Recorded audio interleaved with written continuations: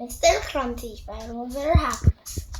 It was a rather nice morning, and the sun was up, shining, and the trees, the birds were up, singing, but in a rather scruffy house in the middle of a field, somebody wasn't up. Can you guess who that somebody might be? His alarm clock went off.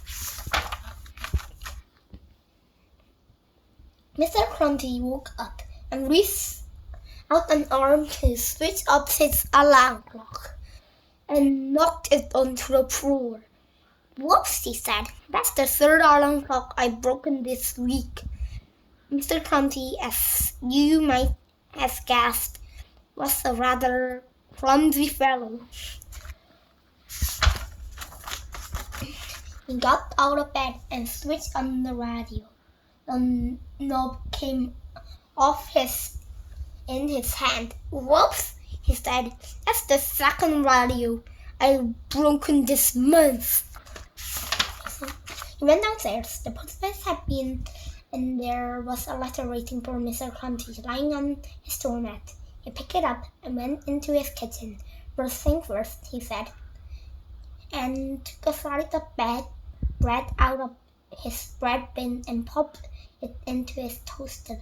Now, he thought, I wonder who this letter's from. But he looked at the letter in his hand, but the letter wasn't in his hand. What was in his hand was a slice of bread. I don't understand it, he said. Where's the letter gone? Can you guess where the letter had gone? That's right.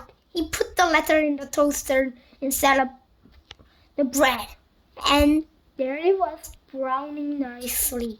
Whoops, he said, spinning it out. Ouch, he said, dropping it. It's hot.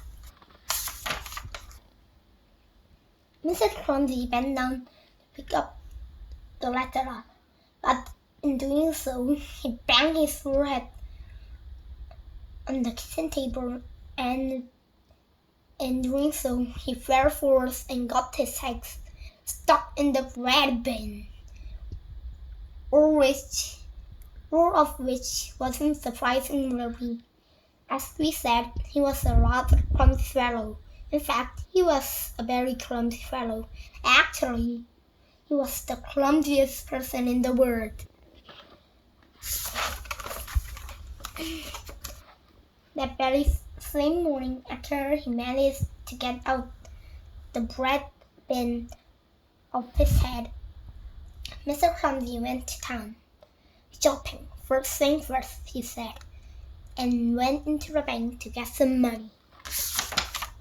And somehow, while he was in the bank, Mr. Clumsy, while he was writing a check, managed to smear ink all over the bank manager.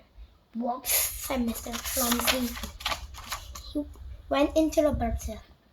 Good morning, butcher, he said cheerfully. And then he somehow managed to trip over his shoelace, and somehow managed to fall in the butcher's shop window, and somehow managed to finish up a string of sausages around his neck. Whoops, he said. Mr. Clumsy's next door was the supermarket. Just inside the door was a huge pyramid pile of cans of soup. Where? You can't imagine what happened, can you? Exclaimed Mr. Clumsy. Soup would be nice for supper. And he picked up a can. Not a can from the top of the pile. Oh no, not Mr. Clumsy. Whoops, said Mr. Clumsy, and went on his way, rubbing his head. On his way home, he called in at the farm for some eggs, and somehow, while he was strolling, he managed to grab hold of the farmer, and somehow they both managed to finish up in the dog pond. Splash! Whoops, said Mr. Clumsy. Please, said the farmer, as they sat together in the dog pond, in future, Can I deliver your eggs to you? That is extraordinarily kind of you, replied Mr. Clumsy. Don't mention it, muttered the farmer. Mr. Clumsy went home. First things first, he said, and went for a bath. But as he was stepping into the bath, his foot somehow managed to slip over the soap, and he somehow managed to turn a somersault, and somehow managed to land with his head in the lime basket. Whoops, he said in a muffled voice. Later, he went downstairs for supper. Soup from the supermarket, sausages from the butcher's, and eggs from the farm, or rather soup from the saucepan that has poured over sausages, from a frying pan that has caught fire, and eggs, oh dear, very scrambled eggs. No, Mr. Clumsy sort of supper.